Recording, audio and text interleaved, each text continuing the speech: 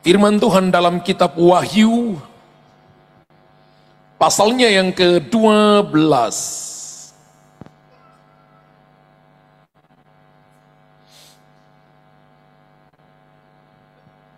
Ayat yang ke-10 sampai ayat yang ke-12.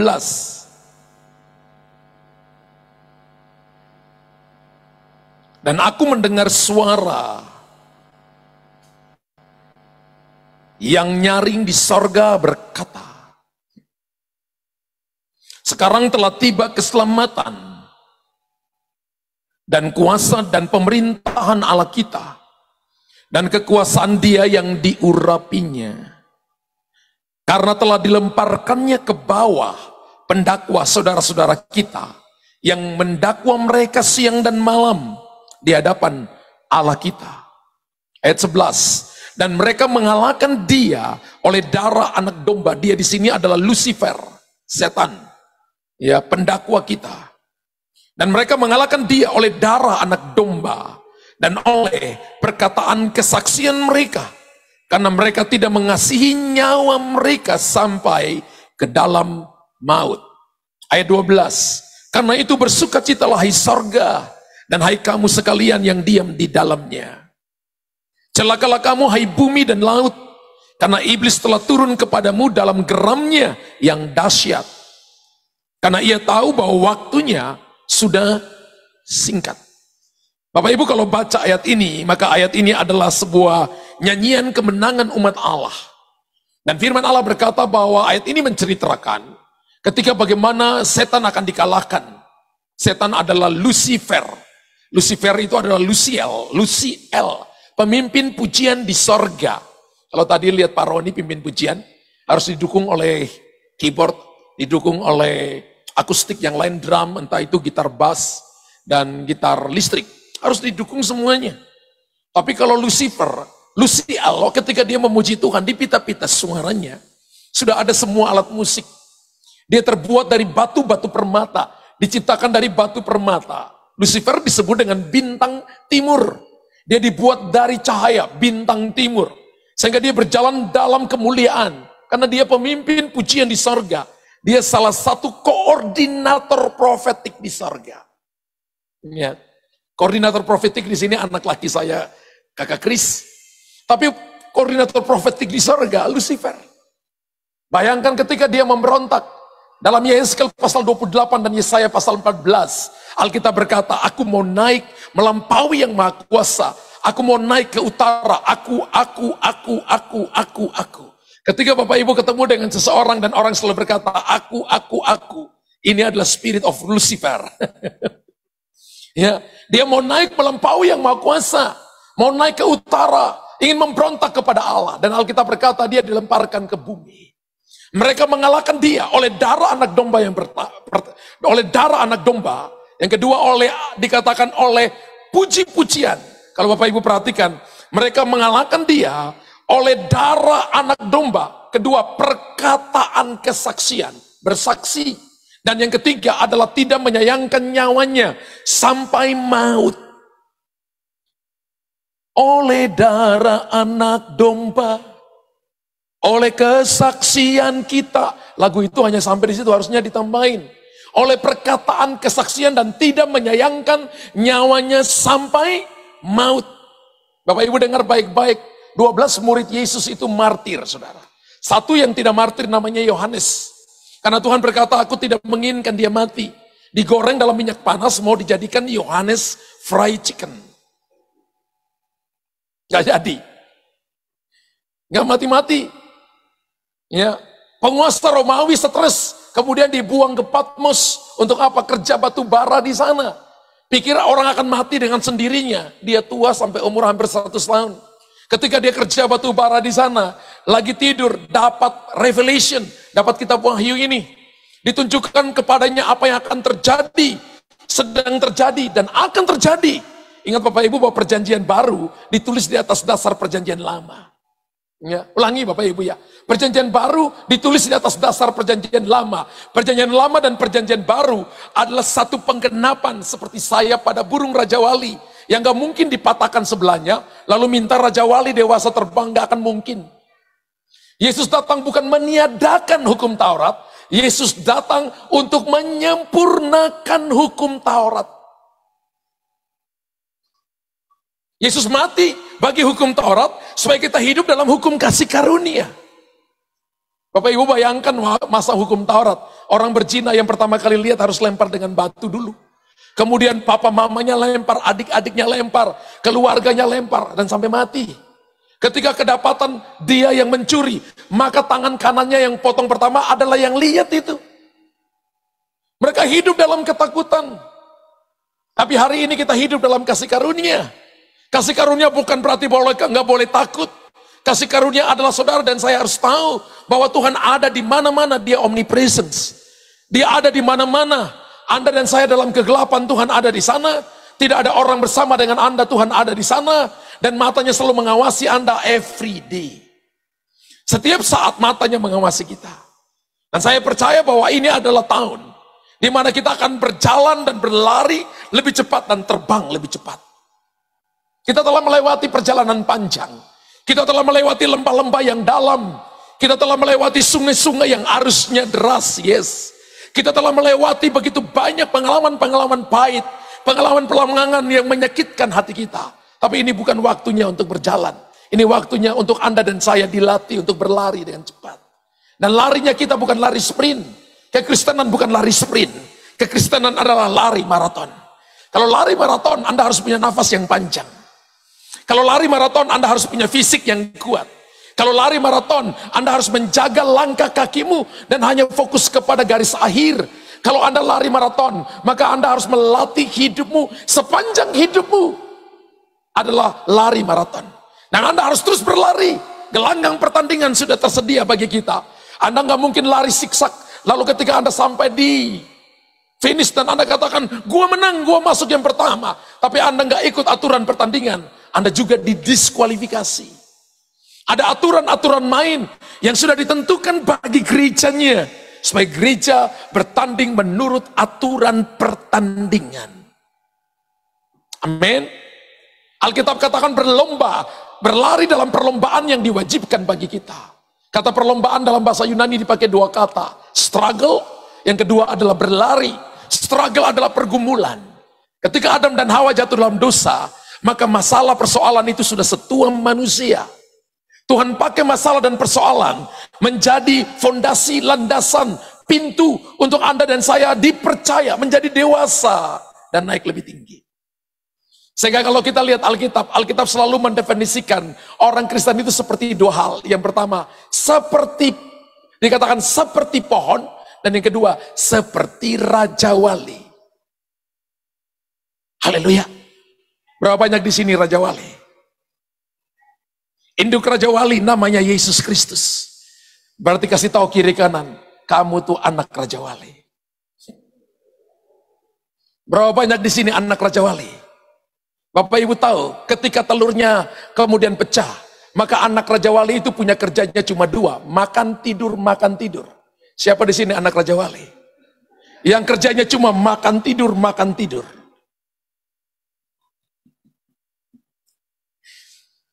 Kurang lebih hampir 1 bulan, kerjanya cuma makan tidur, makan tidur, makan tidur, makan tidur. Itu kesenangannya. Tubuhnya bertambah dengan cepat, bulu-bulunya tumbuh dengan lebat. Tapi ketika satu waktu, induk Raja Wali itu cuma datang dan dia berputar-putar di atas sarangnya. Dia tidak membawa makanan. Dan waktu seketika, dalam suatu waktu dia akan terbang dalam kecepatan tertentu. Dan Alkitab mengatakan bahwa dia membolak-balikkan sarangnya. Sarang Raja Wali beratnya 700 kilo, Bapak Ibu. Manusia bisa tidur di sana. Dibuat di atas bukit batu yang paling tinggi. Di atas puncak pohon yang paling tinggi. Beratnya 700 kilo. Itu tempat tidur yang paling enak, yang paling nyaman bagi anak-anak Raja Wali. Dan anak Raja Wali tidak pernah lebih dari 3, maksimal 2. Lalu induknya membongkar bangkitkan sarangnya. Lalu dia mengambil salah satu anaknya, dibawa terbang tinggi di dalam cakarannya. Lalu dia lepaskan ke bawah. Lalu dia perhatikan hanya dari dahan pohon. Atau dia melayang-layang di atas anaknya yang jatuh. Dan ketika tinggal 5 meter atau 10 meter dari atas batu-batu cadas, maka dia mengangkat anak-anaknya di atas kepak sayapnya, dibawa naik tinggi. Dan kalau Bapak Ibu perhatikan di Google, Dikatakan kurang lebih dia melatih kurang lebih 3 minggu. Anak-anak yang tadinya nggak bisa bikin apa-apa, yang tadinya cuma makan tidur, mulai terbang. Saya tanya sekali lagi, berapa banyak di sini adalah anak-anak Raja Wali? Lo nggak usah, jangan ragu angkat tangan. Saya tanya lagi, berapa banyak di sini yang anak-anak Raja Wali? Sekarang Anda bukan cuma tugasnya cuma makan tidur, mulai beranjak dewasa. Apa yang sedang terjadi dengan Bapak Ibu? Tuhan sedang membongkar bangkitkan sarangnya Bapak Ibu. Sarang Bapak Ibu itu mungkin bisnis, mungkin keluarga, mungkin semuanya selama ini comfort zone. Tenang karena makan tidur. Tinggal Bapak dikasih makan, tidur nyenyak, ngorok dan sebagainya. Tapi kali ini Bapaknya membongkar bangkitkan sarangnya. Anda rasa nggak nyaman, duduknya ada duri-duri yang tusuk kakinya, dia melompat satu, kepaskan sayapnya, nggak bisa terbang. Dan induknya tetap melatih anak-anaknya. Bapak Ibu dengar baik-baik, ketika dia terbang, yang tadinya 3 minggu, 4 minggu dia pikir bahwa papanya jahat. Waktu ketika dia terbang, dia katakan begini, Papa, ciamik.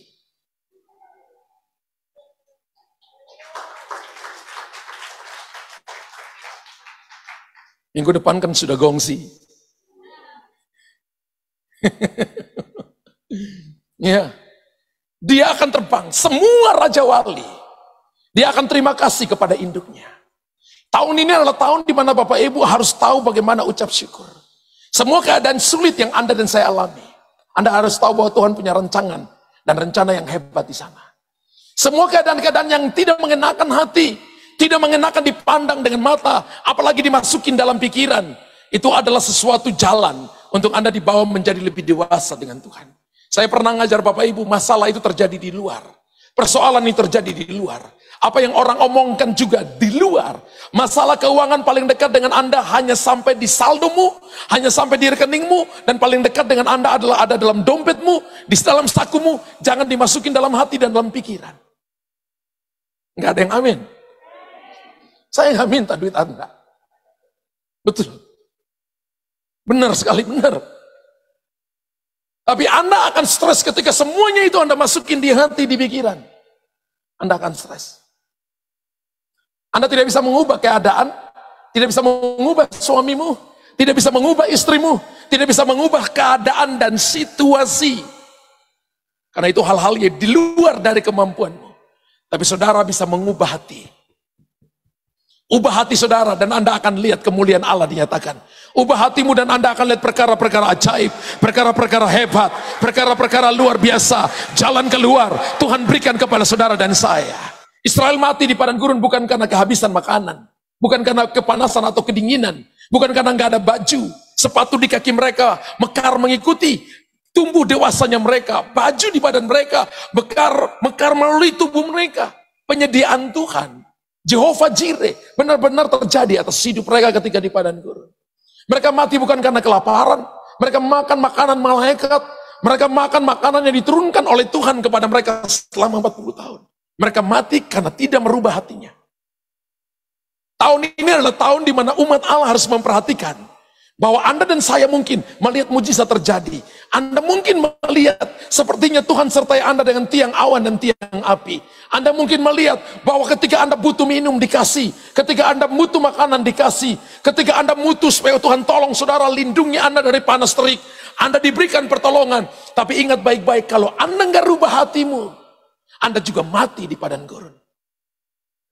Padang gurun rohani adalah masalah sulit, masa-masa ujian, masa-masa Bapak Ibu dan saya mengalami di mana kita diuji hatinya. Kekristenan itu ilmu hati. Nah, kalau kita perhatikan firman Allah, Alkitab katakan begini, Lucifer, dia nggak jaga hatinya. Dia diciptakan oleh Tuhan. Dia bukan Kurios. Kurios itu penguasa tunggal. Dia bukan Elohim. Dia bukan Yahweh. Tapi dia diciptakan. Lucifer, Gabriel, dan Michael. Mereka punya tanggung jawab masing-masing. Gabriel juru bicaranya Tuhan. Ya, dia adalah koordinator jubir. Jubir kerajaan Allah. Dan Michael adalah malaikat perang. Sedangkan Lucifer adalah pemimpin pujian di sorga. Ketika Lucifer jatuh, Tuhan nggak ciptakan lagi Lucifer, second Lucifer. No. Tapi Tuhan ciptakan Adam untuk membuat Lucifer cemburu. Dan setan cemburu dengan Adam. Kenapa? Tuhan taruh kemuliaannya. Tuhan mau percayakan kepada Adam hal-hal besar. Padahal Adam diciptakan dari debu tanah. Tidak bisa tembus tembok. Malaikat bisa tembus tembok. Malaikat kalau lihat sesuatu yang sulit langsung mengerti. Orang manusia harus belajar S1, S2, S3. Sampai saudara dan saya dia punya dokter karburator bocor. Butuh waktu yang panjang. Kita punya keterbatasan.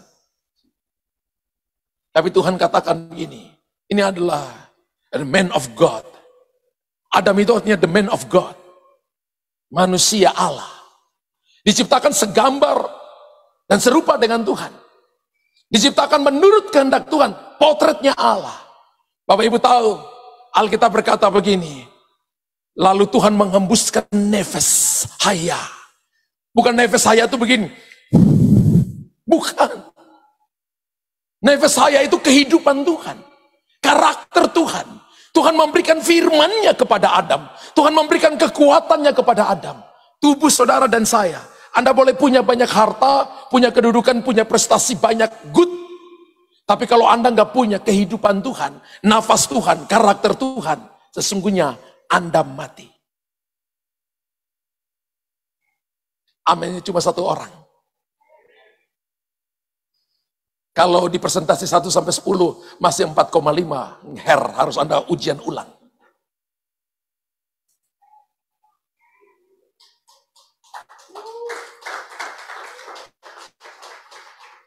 Saya mau jemaat Tuhan ketika dengar firman Anda lebih bergairah dari mempersiapkan kue untuk nanti Sincia.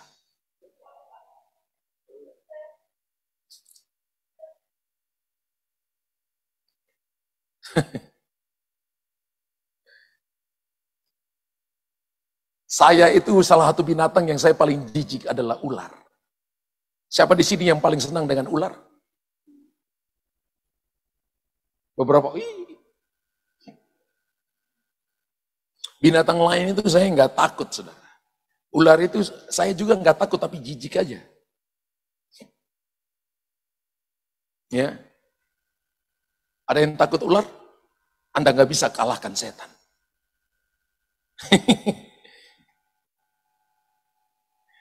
Ada teman saya yang takut dengan semua jenis ular. Bukan cuma kobra yang dia takut. Ular-ular biasa yang dipakai orang taruh di tangan, taruh di leher pun, ular karet pun dia takut. Anaknya, istrinya beli ular karet, lalu taruh di depan meja makan, dia nggak tahu pulang kantor, dia persis lihat ular, meja makannya langsung dihancurin. Hancurnya karena dia kaget, ya bung, langsung hancur. Istrinya bilang, kenapa kamu hancurin? Dia bilang, aku kaget tadi. Lalu kenapa kamu hancur? Aku takut dengan ular. Tapi tahukah saudara bahwa Raja Wali, dia tidak pernah takut dengan ular. Saya tanya lagi sekali lagi. Siapa di sini anak Raja Wali?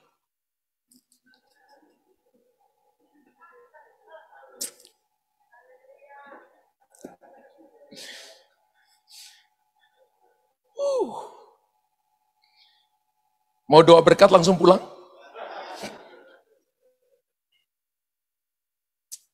Raja Wali tidak pernah takut dengan ular. Berbisa apapun Raja Wali, nehi. Dia nggak pernah takut. Bagi Raja Wali, ular sejenis apapun itu adalah makanan enak bagi dia. Wow.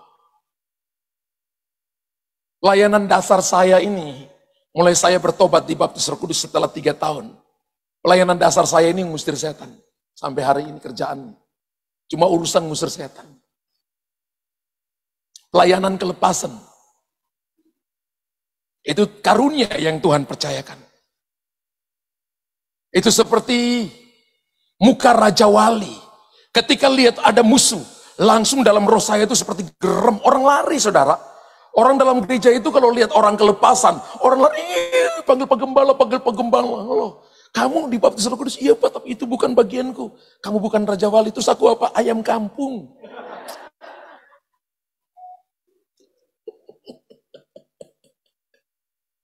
Saya percaya bulan ini, tahun ini, kita sedang dilatih untuk menjadi Raja Wali. Saya mau lihat lagi dengan yakin. Saya mau pastikan dulu sebelum saya lanjutkan, karena ini sesuatu yang basic tapi penting. Saya mau pastikan bahwa Anda dan saya Raja Wali yang sedang tumbuh dewasa. Raja Wali yang tumbuh dewasa tidak pernah takut dengan ular. Halo?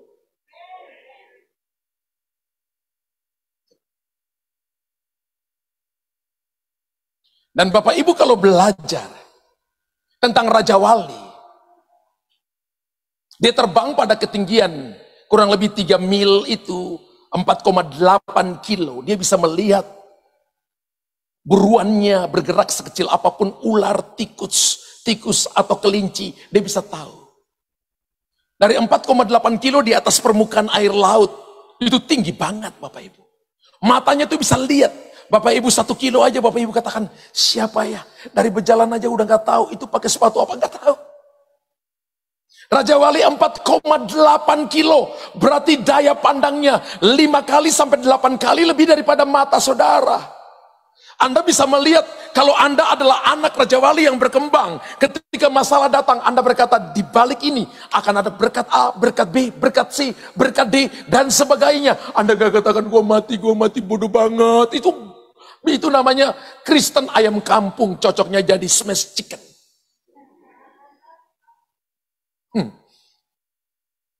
Raja Wali itu jarak pandangnya jauh. Dia bisa melihat apa yang tidak dapat dilihat oleh orang lain.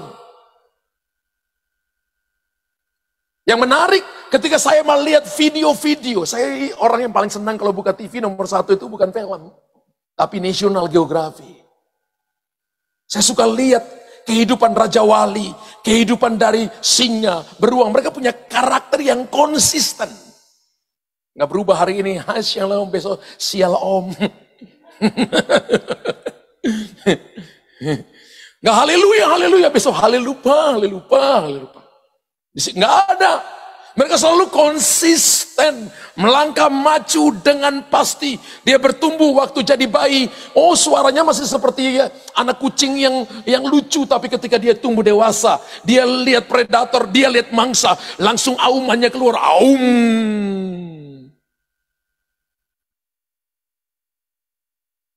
Haleluya. Saya perhatikan beberapa video. Ketika Raja Wali, dia mendapatkan ular berbisa. Maka dia datang dengan ketinggian 4,8 kilo, dia terbang agak rendah. Lalu dia terbang dengan kecepatan 70 kilo sampai 300 km per jam. Lalu dia menangkap mangsa itu. Apa yang dia bawa? Dia bawa naik ke tempat paling tinggi. Ingat, ular tidak diciptakan untuk hidup di tempat tinggi. Dengar ya? Ular tidak diciptakan untuk hidup di tempat paling tinggi. Raja Wali naik terbang bawa tempat paling tinggi. Ini ular berbisa. Dia pegang lehernya, dia pegang sebagian badannya, sebagian ekor daripada ular itu melilit kakinya, tapi tidak membahayakan. Dia terbang naik tinggi. Dan ketika dia terbang tinggi, beberapa menit ke atas, dia mencari batu karang yang cadas. Lalu apa yang terjadi? Dia melemparkan ular itu ke bawah, ke atas batu karang itu. Apa yang terjadi? Ular itu mati. Saudara dengar baik-baik begini. Kalau Anda induk Raja Wali, kalau Anda adalah anak Raja Wali yang sedang tumbuh, ketika ada masalah, maka jangan ngomel, dasar masalah, nggak tahu gue siapa ya. Anda yang nggak tahu Anda diri siapa, Anda tuh orang gila. Bagaimana Anda mau menang dengan masalah, kalau diri Anda sendiri Anda nggak tahu siapa Anda. Ketika ada masalah, maka hal yang pertama adalah ubah masalahmu, ubah persoalanmu, ubah pergumulanmu menjadi doa. Bawa naik ke tempat tinggi. Tempat tinggi kita adalah doa, pujian, penyembahan, baca firman, lakukan firman. Anda sedang mencekik ular di situ. Anda sedang membuat dia mati di situ. Membuat nafasnya nggak ada di situ karena ular tidak diciptakan untuk terbang, kan nggak. Dia tidak bisa hidup di tempat yang tinggi. Dia harus hidup di tempat yang mungkin basah, agak lembab. Itu tempatnya dia tinggal di situ. Tapi ketika dibawa ke tempat tinggi, dia nggak punya tenaga dan nggak punya kekuatan. Kemudian dilemparkan kepada batu karang. Anda tidak bisa kalahkan ular. Anda harus mengalahkan dia, melemparkannya ke atas batu karang.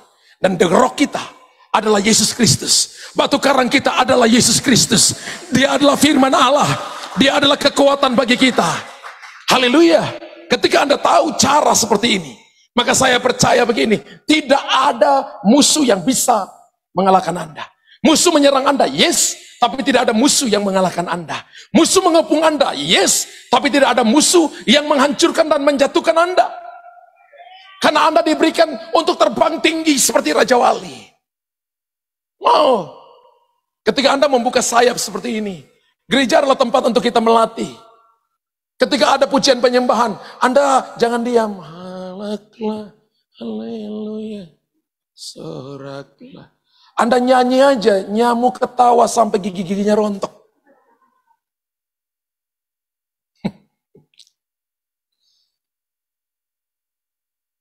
Haleluya. Satu hal yang tidak dapat dilakukan oleh Tuhan itu adalah tidak bisa memuji dirinya sendiri. Tuhan ciptakan saudara dan saya untuk menggantikan posisi Lucifer, setan yang jatuh itu.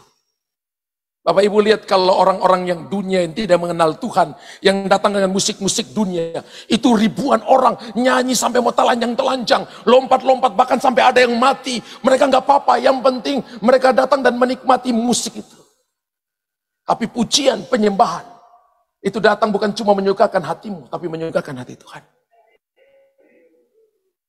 Bawalah pujian kepadanya dengan sorak-sorak, dengan rebana, dengan reken, dengan kecapi, dengan tarian, dengan sorak-sorai. Pujilah dia, hai segenap bumi. Pujilah dia, hai segenap samudra raya. Pujilah dia di tempat kudusnya. Amin. Kalau kita punya lifestyle, gaya hidup suka memuji Tuhan, maka Anda dan saya adalah musuh daripada tipu daya setan itu. Setan ingin menjatuhkan Anda. Tapi Tuhan selalu membela saudara dan saya. Ular akan menghadapi tekanan yang tinggi dan dia tidak akan bisa bertahan di sana. Dan saya lihat berkali-kali ketika Raja Wali itu melemparkan ular ke atas batu karang. Maka dia mulai terbang tinggi, dia turun ke bawah. Dan ketika dia turun, dia cuma membolak-balikan dengan dia punya kuku-kukunya. Ularnya udah mati.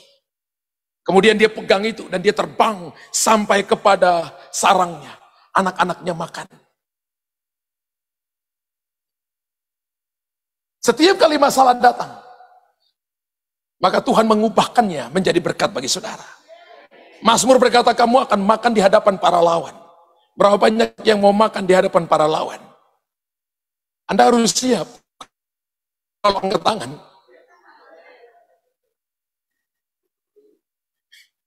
Saya mau tanya. Kekristenan seperti itu, saudara. Berapa banyak yang siap makan di hadapan para lawan? Tambah turun orangnya. Harusnya tadi saya jangan katakan harus siap. Tapi saya mau Anda dan saya harus ready. Siap setiap waktu. Dalam situasi kondisi apapun. Tanya sekali lagi, umat Allah berapa banyak yang siap untuk makan di hadapan para lawan? Ingat baik-baik ketika Anda makan di hadapan para lawan, maka yang menjaga saudara bukan pengawalmu, bukan satpam, bukan sekuritimu. Yang menjaga Anda adalah bala tentara sorga. Malaikat-malaikat Allah akan memagari saudara sehingga Anda akan aman. Kalau makan di depan konco-koncomu, Anda tidak bawa dampak sama sekali. Tapi kalau Anda makan di hadapan lawan dan Anda baik-baik saja, karena Anda berbahaya bagi kerajaan setan. Kalau Anda berbahaya bagi kerajaan setan, maka setan mencoba menghancurkan Anda every day. Tapi ingat baik-baik, Raja Wali dididik bukan untuk jadi cengeng. Raja Wali dididik bukan untuk menjadi orang yang mudah putus asa. Raja Wali dididik bukan waktu lihat masa lalu bersembunyi dalam kamar, pakai sepatu putih, celana putih, baju putih, kumis putih, rambut putih. Itu namanya Anda tua keladi.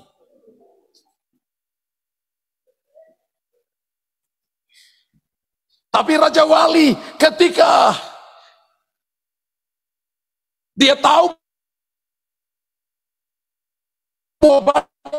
dan badai yang mengangkat dia itu adalah badai yang diangkat naik tinggi, yang membawa dia pada sebuah lintasan jet untuk terbang dalam kecepatan tertentu.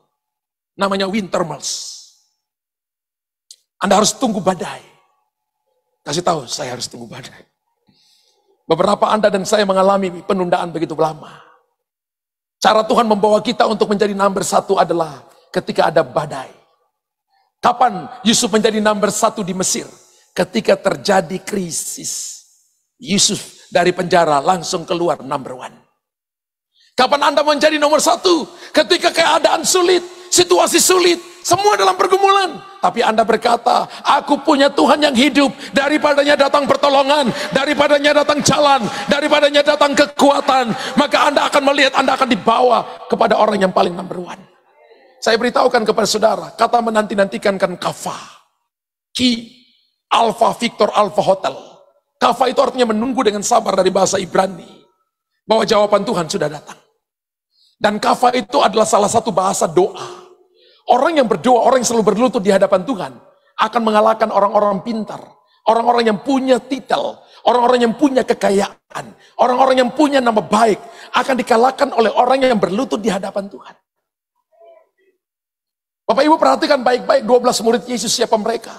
Mereka bukan ahli Taurat, mereka bukan Farisi, mereka bukan doktoral, mereka bukan orang yang belajar teologi. Apa belajar teologi salah? No. Saya sekarang sedang ambil doktoral. Tuhan kehendaki Mei udah wisuda, sudah selesai. Apa orang belajar teologi jadi bodoh? Tidak.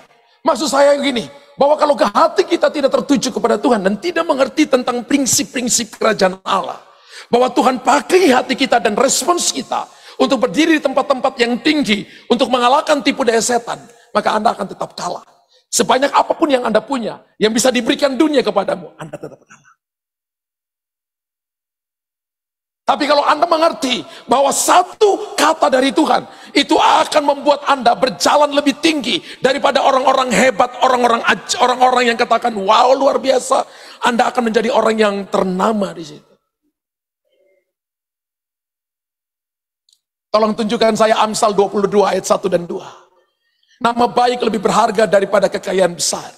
Dikasihi orang lebih baik daripada perak dan emas. Saya mau tanya, berapa banyak yang mau punya nama baik? Angkat tangan tinggi. Berapa banyak yang mau punya kekayaan besar? Berapa banyak yang mau? Berapa banyak yang mau punya emas dan perak yang bertimbun-timbun? Banyak. Gak mau, kasih ke saya aja karena gereja butuh. Gereja butuh semua. Tapi mari saya beritahukan kepada saudara, ada yang lebih baik dari nama baik. Ada yang lebih baik daripada kekayaan besar. Ada yang lebih baik daripada perak dan emas yang bertimbun-timbun, yaitu kita mendapatkan perkenanan Tuhan. Perkenanan Tuhan kita dapat di mana? Di tempat tinggi. Perkenanan Tuhan kita dapat di mana? Ketika Anda datang berdoa, ketika Anda datang memuji Tuhan, ketika Anda dengar firman dan Anda katakan, yes, I believe, saya percaya, dan Anda menghidupinya, maka perkenanan Tuhan diberikan kepada Anda. Saudara tahu, gara-gara Esther mau bela orang Israel, dia puasa 3 malam dan 3 hari, tidak makan, tidak minum. Semua pembantu-pembantunya, dayang-dayang pun puasa. Dan dia berkata gini, kalau aku menghadap raja, biar hati Tuhan. Bela umat Allah, kepingin orang diselamatkan. Dan dia hanya berdiri, dia nggak panggil begini, my husband, I love you. Enggak. Dia hanya berdiri pakai jubah raja, pakai jubah permaisuri. Dia hanya berdiri pintu gerbang berhadapan dengan takhta. Dan hukum Persia adalah siapa yang tidak dipanggil oleh raja 30 hari dan berani datang menghadap, hukumnya cuma 1, dipenggal kepala. Kecuali kalau raja mengulurkan tongkat emasnya sebagai tanda perkenanan. Ketika Esther berdiri, raja berdiri dan raja ambil tongkatnya. Dan raja ulurkan kepada Esther. Esther berjalan datang seperti seorang ratu yang agung, menyentuh ujung tongkatnya. Dan ketika dia menyentuh ujung tongkatnya, raja berkata begini, hai Ratu Esther, apa maumu? Setengah kerajaan pun aku berikan kepadamu. Kalau Bapak Ibu baca Esther pasal 1, Ahasiweros memiliki 127 negara bagian. 127 negara bagian, bagi dua. Ester kaya mendadak, harta benda yang banyak, namanya terkenal, atau apa? Dia katakan begini, tidak. Aku tetap jadi permaisurimu, karena apa yang raja punya, aku punya. Kalau Anda datang ke Tuhan, jangan cari apa yang di tangannya. Tapi kalau Anda datang ke Tuhan, Anda harus menawan hatinya, supaya Anda dapat perbendaharaannya. Bagaimana supaya Bapak Ibu dan saya bisa dapat perbendaharaan Tuhan? Tawan hati raja. Bagaimana tawan hati raja? Duduk di kaki Tuhan. Raja Wali tidak diciptakan untuk dikurung di dalam sangkar. Raja Wali tidak diciptakan untuk jalan-jalan di mall. Mall mana yang gue mau pergi?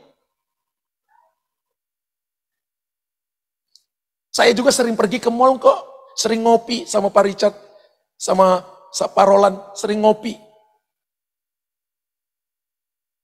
Tapi kalau everyday jalan-jalan, lupa doa pagi, lupa ibadah nanti aja kalau saya sudah tua bangka baru saya datang. Tuhan gak mau Bapak Ibu dan saya kasih sisa-sisa hidup saudara, lalu saudara dan saya sudah gak kuat, sudah gak cantik lagi, sudah gak ganteng lagi, sudah gak punya uang banyak lagi, baru ini Tuhan aku mau pakai aku seturut kehendakmu. Kalau saya jadi Tuhan, saya penyik kepalanya.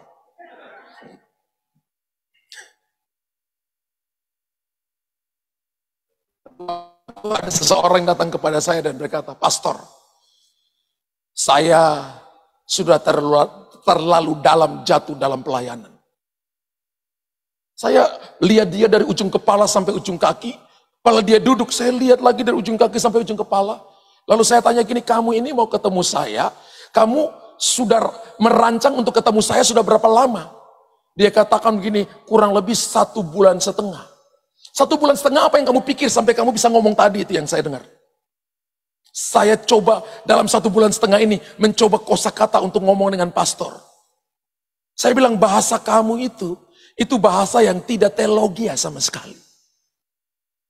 Saya cari dalam Alkitab juga nggak ada.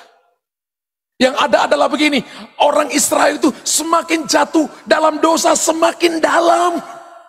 Tidak ada berkata, maka Harun semakin dalam jatuh dalam pelayanan. Nggak ada ayatnya. Saya marahin dia waktu itu. Dia katakan, Pastor, saya sudah renungkan ini 1,5 bulan, tapi ketemu pastor dimarahin juga. Karena saya marahin karena dia atur kata yang salah. Kalau kamu jadi hamba Tuhan, kamu nyesatkan banyak orang. Karena yang kamu omongkan itu tidak alkitabiah sama sekali. Menurut kamu bahasanya enak. Aku terlalu dalam jatuh dalam pelayanan. Bayangkan Pak Roni melayani sungguh-sungguh, kita khotbah sungguh-sungguh, hampir everyday kita kasih waktu untuk Tuhan. Lalu aku jatuh terlalu dalam pelayanan. Ketemu Tuhan, gue capek Tuhan, aku jatuh terlalu dalam, saya percaya dia Tuhan, langsung hangus jadi debu. Sebuah kehormatan. Lalu dia katakan kepada saya, Pastor, saya nanti lagi kembali kepada pastor, karena atur bahasanya salah.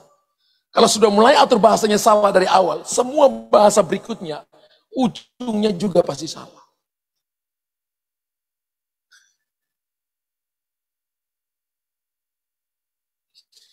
Haleluya.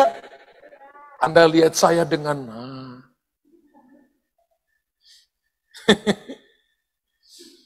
apa yang kita bisa pelajari, saudara? Yang pertama adalah begini, apapun musuh dan masalah yang kita hadapi, sebesar apapun, jangan Bapak Ibu hadapi di habitatnya. Bapak Ibu harus ingat ya, Raja Wali dia mengalahkan ular, bukan di sarang ular. Ulangi, Raja Wali mengalahkan ular, bukan di sarangnya. Raja Wali mengalahkan ular adalah dia membawa ke sarangnya Raja Wali. Ke tempat ke habitatnya Raja Wali. Kalau Anda ingin kalahkan musuhmu, bawa ke habitatmu, bawa ke sarangmu, bawa ke tempat rohanimu, di mana Anda suka berdoa, di mana Anda bertumbuh, di mana Anda sana, maka musuh akan mati. Satu saat saya ingat, teman-teman saya, mereka itu sedang doa usir setan. Mereka doa usir setan dari jam 9 pagi sampai jam 3 sore. Roh jahat nggak keluar-keluar, saudara. Jam kantor, kemudian jam 3:30 mereka telepon saya. Kaluter, panggil Kaluter. Minta tolong Kak. Saya bilang, minta tolong apa? Kita ini sudah usir setan dari ibu ini. Oh ibu, di mana? Di Menara bagian timur. Dari jam berapa saya tanya? Dari jam 9 pagi. Lalu saya lihat jam saya. Loh, ini jam 15.30, 30 menit lagi kantor pulang. Orang-orang kantor pulang. Minta tolong boleh nggak? Kaluter, minta tolong. Waktu saya datang, oke saya ke sana. Saya jalan ke sana. Ketika saya naik tangga, saya dengar ibunya teriak, jangan panggil orang itu. Dia begini, gini. Dia langsung ngomong. Saya naik dengan perlahan. Lalu saya katakan, malaikat katupkan mulutnya. Dia lagi ngomong. Dia diam. Saya lihat teman saya. Yang satunya sudah duduk di pojok. Yang satunya sudah berdiri. 2 laki, 1 perempuan, karena ini ibu perempuan, jadi ada perempuan temanin. Mereka bertiga mukanya sudah sangat loyo, saudara. Saya tahu mereka juga pendoa. Lalu saya tanya Roh Kudus dengan diam, Roh Kudus, roh apa yang ada dalam diri ibu ini? Dan saya dengar Roh Kudus berkata kepada saya, roh nubuat palsu. Saya katakan, roh nubuat palsu, dengarkan perkataan saya. Dalam nama Yesus. Tiba-tiba saudara, lidahnya itu bisa keluar 15 cm sampai 20 cm ketarik di luar. Roh jahatnya keluar, tarik lidahnya. Itu sesuatu yang gak benar. Tarik lidahnya keluar. Saya katakan, tinggalkan ibu ini sekarang. Dalam nama Yesus. Gak sampai 5 menit, hanya 3 menit. Ibunya itu bebas. Lalu teman-teman saya katakan ini, Kaluter kita udah dari jam 9 pagi sampai jam 15.30. Gak keluar ini roh. Tapi Kaluter cuma 3 menit, kenapa? Saya bilang, bukan karena saya hebat. Lalu saya tanya mereka, kamu punya waktu puasa? Kamu punya waktu doa dan puasa? Aduh, sudah lama sekali Kak. Kapan? 2 tahun yang lalu. Lalu sekarang makan terus Kak. Pantas di sini. Tidak akan bisa keluar kecuali dengan doa dan berpuasa. Berapa banyak yang lagi doa dan berpuasa? Kita kan lagi doa puasa 30 hari ini. Berapa banyak yang lagi doa dan berpuasa? Berapa banyak yang lagi makan every day?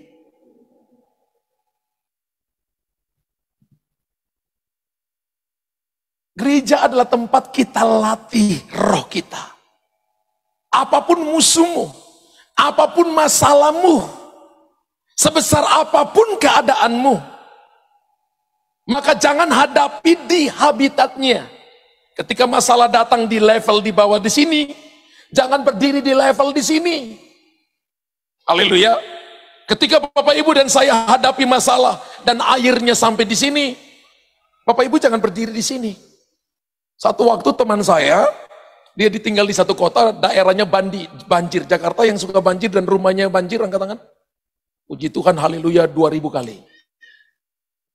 Teman saya ini pergi pelayanan dan anak lakinya SMA, kelas 3, telepon papa, rumah banjir, rumahnya lantai 2. Dan papanya katakan, kamu di mana sekarang? Aku udah ambil adikku ke atas, mamaku udah aku ambil ke atas, kulkas televisi sudah naikin ke atas. Aku lagi di bawah Pak, lagi cari apa? Lagi cari akte kelahiran. Mama bilang katanya di sebelah kanan dalam lemari, tapi ini air udah masuk Pak. Dan dia katakan begini, sekarang airnya udah sampai di dadaku Pak. Papanya bilang dan dia katakan ini, aku rasa arus dari mana-mana. Ini arusnya kencang sekali. Aku rasa arusnya akan membawa aku. Papa bilang, cepat kamu naik ke atas, jangan kamu tersarut oleh arus. Kalau Bapak Ibu berdiri selevel dengan masalah, selevel dengan persoalan, arus bukan cuma dari utara, timur, barat, selatan. Arus dari setiap jengkal, setiap sudut akan datang dan menyerang Anda. Anda nggak punya jalan keluar. Tapi ketika masalah datang di level ini, jangan tinggal di sini. Ketika orang katain Anda, jangan ikut mengatain dia. Lu nggak ngerti, nggak tahu siapa gua.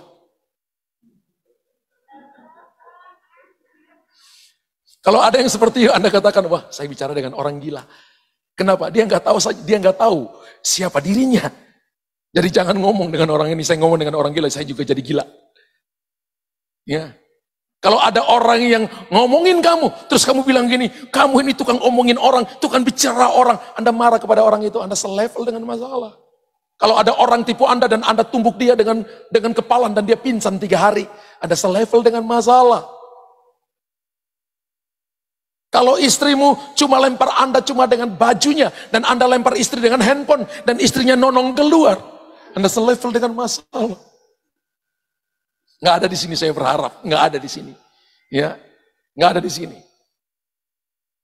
Tapi ketika orang menyakiti Anda, orang melakukan tidak baik kepada Anda naik ke level yang lebih tinggi.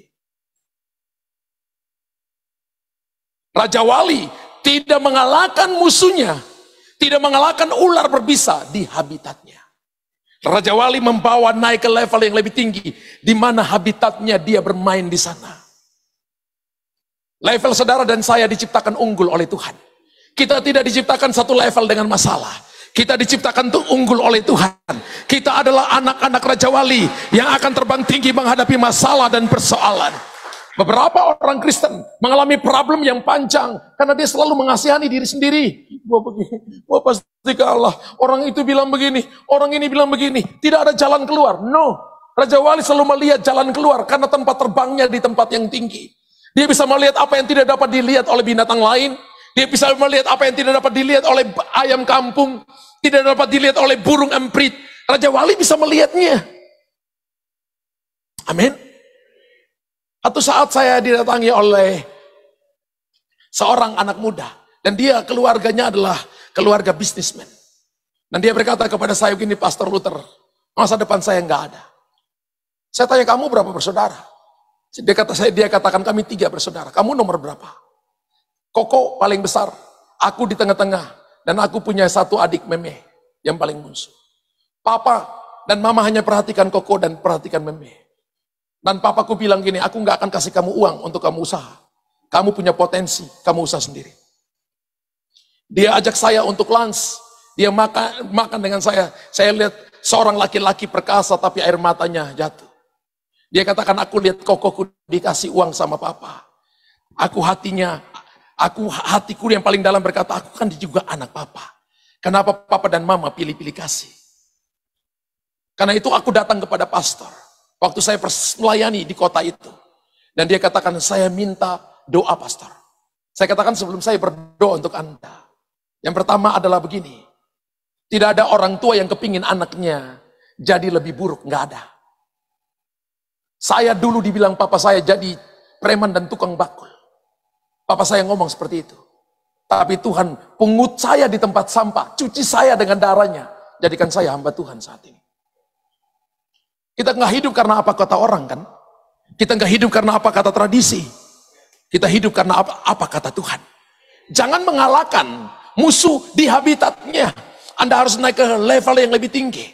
Lalu dia katakan, apa yang harus saya katakan? Saya tanya, kamu punya waktu untuk berdoa? Dia katakan, enggak pastor. Waktu berdoa kamu di mana? Waktu saya mau makan aja. Kamu mau cuma perkara-perkara besar dengan cuma hanya doa makan? Dia lihat saya, dia lagi kunyah makanan. Saya merasa bahwa makanannya itu lewati tenggorokannya mungkin 5 menit. Dia diam, dia kunyah pelan. Dia lihat saya, dari dia lihat saya sampai matanya turun lihat meja makan. Sampai dia lihat nasinya, sampai dia lihat makanannya. Tangannya lepas dari garpu, baru makanannya masuk. Saya hitung mungkin 5 menit. Saya ingat sekali. Dan dia katakan setelah makanannya masuk, dia minum air. Dia kucek-kucek tangannya pakai tisu. Lalu dia tanya kepada saya, apa yang harus saya lakukan pastor? Ambil doa dan berpuasa. Saya tanya berapa lama? Dia tanya ke saya berapa lama? 21 hari, doa puasa Daniel. Seperti apa itu pastor? Kamu makan yang tidak boleh ada dagingnya. Makan yang gak boleh ada telur-telurnya. Makan hanya vegetarian. Dia katakan, aku suka makan daging pastor. Pantas kamu ajar saya makan steak.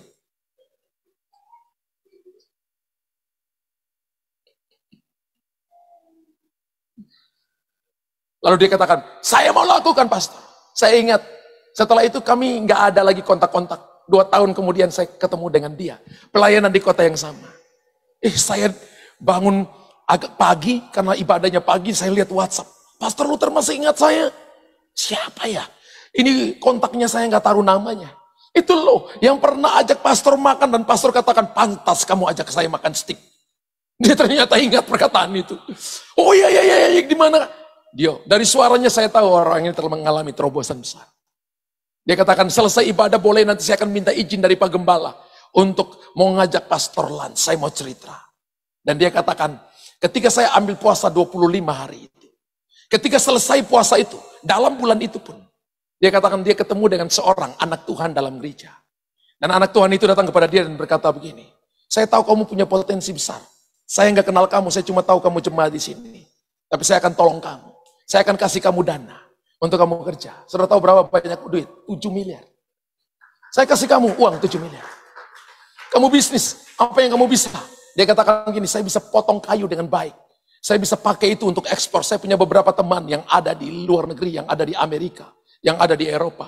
Akan kirim ke sana. Bapak Ibu tahu nggak? Dan temannya, jemaat ini berkata begini, bagi hasil selama 3 tahun. 3 tahun tuh kamu bagi hasil. Hasilnya kamu bagi. Dia katakan ini, Pastor Luther tahu nggak? Ini 2 tahun ketika saya ketemu Pastor Luther. Hari ini hutangnya lunas. Saya bilang bagaimana mungkin? Saya pun kaget saudara. Bagaimana mungkin 7 miliar dalam waktu cuma 2 tahun kamu bisa lunasin? Dia katakan itu cara Tuhan Pastor. Hanya 1,5 tahun dari 3 tahun itu Tuhan mempercepat waktunya. Maka Tuhan berkati saya berkelimpahan. Sekarang ini 1,5 tahun yang lalu, saya sudah kembalikan semua uang daripada orang yang bantu saya. Dan hari ini saya kerja tanpa hutang bank. Saya kerja dengan dana sendiri. Karena Tuhan berkati saya. Wow. Dari gak ada apa-apa. Lalu saya tanya bagaimana papa mamamu? Papa dan mamaku panggil saya. Ketika setelah lewat 1 tahun itu. Dan mereka tanya begini. Kamu pinjam uang berapa banyak? Itu nomor 1. Yang kedua begini. Kenapa mama dan papa lihat kamu sekarang lebih sukses dari papa dan mama? Kenapa kamu lebih sukses dari Koko? Dan dia katakan begini, karena saya mau cari Tuhan Yesus dengan sungguh-sungguh. Karena yang buat saya sukses adalah Tuhan Yesus. Dan kemuliaan dan hormat bagi Tuhan Yesus. Bapak Ibu, ketika Bapak Ibu mengalami kegagalan, masalah persoalan, jangan mengasihani diri sendiri. Jangan minum baygon biar bye-bye and go on. Jangan main ayunan di leher. Biar lidah keluar seperti Rolling Stone. Itu orang putus asa. Tapi terbanglah lebih tinggi. Ambil waktu doa dan berpuasa. Baca Alkitab. Suka ibadah. Cari Tuhan sungguh-sungguh. Maka Tuhan akan mengubah padang gurun menjadi kebun buah-buahan. Akan mengubah padang belantara menjadi sumber mata air. Keadaanmu akan dibalikan oleh Tuhan. Engkau akan seperti orang-orang yang bermimpi. Jangan hadapi masalah di habitatnya. Bawa ke habitatmu. Dan lihat kemenangan besar. Katakan, wuhui.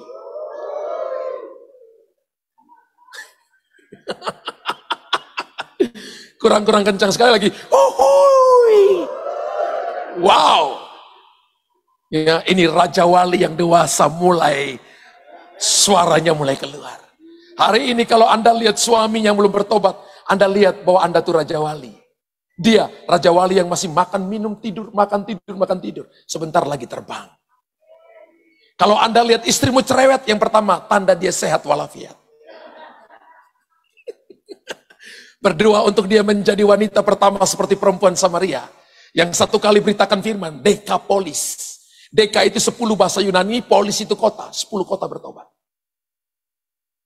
Jadi penginjil pertama itu, yang punya 5 suami, ketika ketemu Yesus. Jadi yang namanya penginjil perempuan yang bawa 10 kota bagi Tuhan. Dia tidak hidup di level yang sama. Dia hidup dalam habitatnya karena ketemu dengan Tuhan. Yang hal yang kedua adalah angkat tinggi masalahmu di hadirat Allah. Maksudnya apa?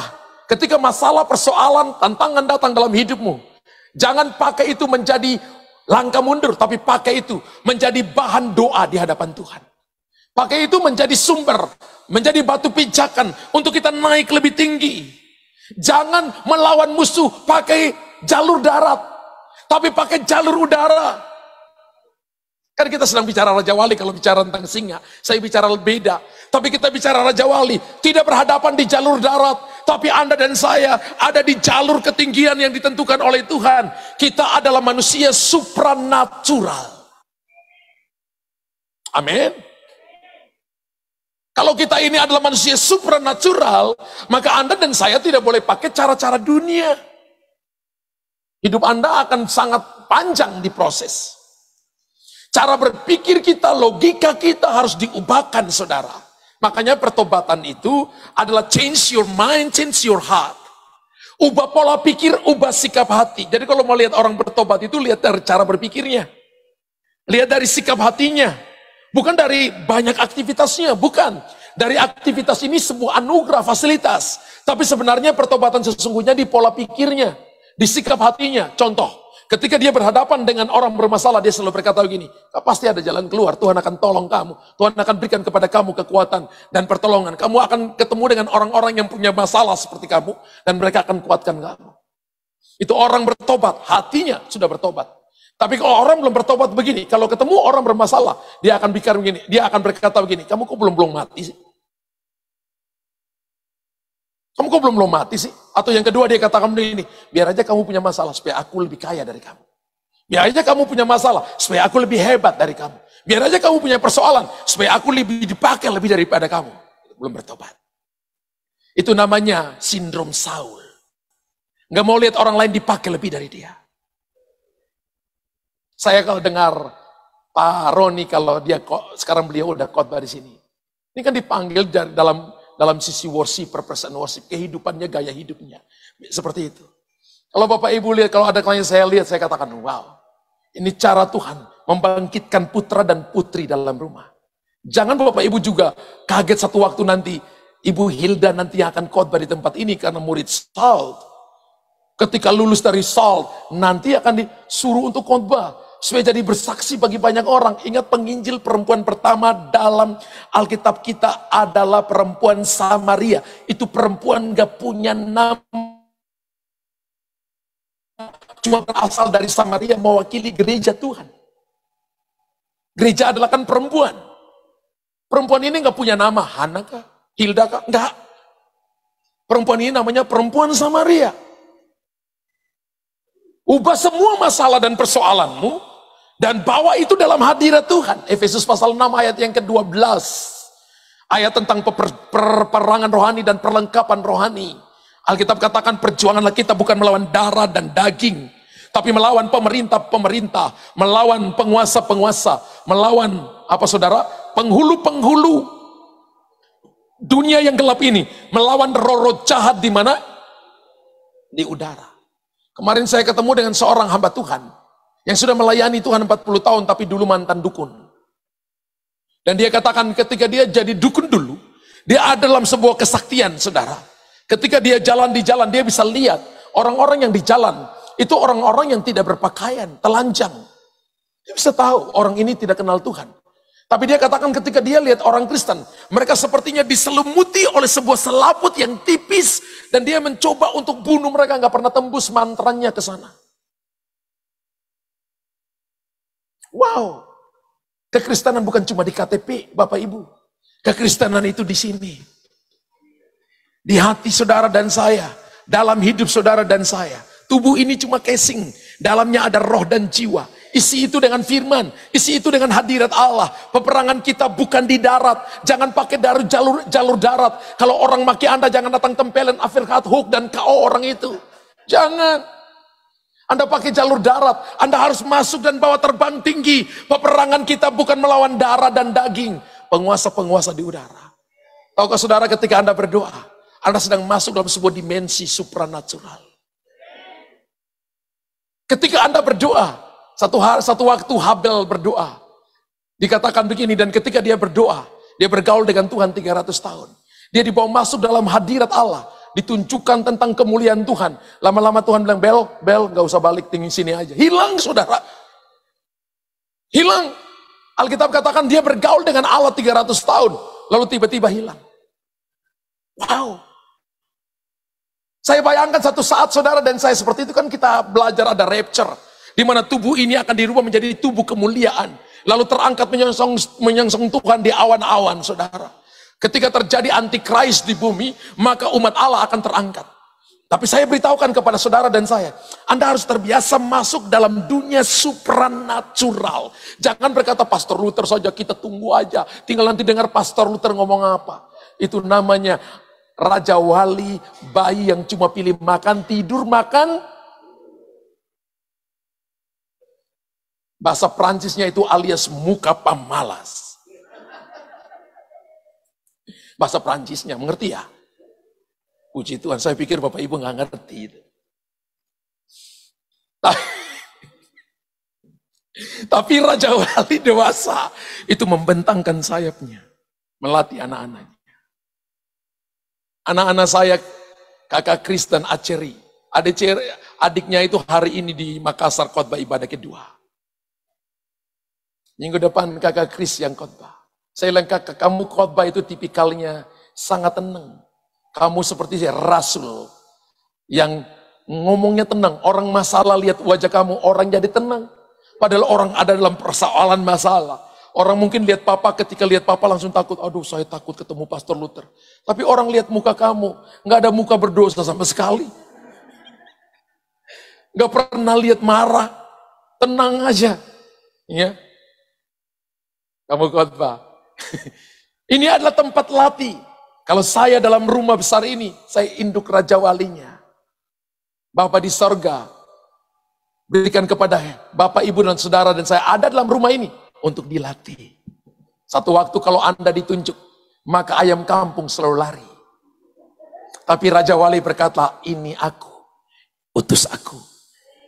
Amen itu cuma tingkatan nilainya cuma 3. 6, tadi 6, belum 7. Saya melihat satu waktu Pak Richard yang khotbah di sini. Tidak hanya cuma doa persembahan, tapi akan berkhotbah di sini. Orang akan melihat kemuliaan Allah dan nama Bapa di sorga dipermuliakan. Katakan haleluya. Amin. Puji Tuhan Bapak Ibu, diberkati Tuhan. Puji Tuhan. Mari bangkit berdiri.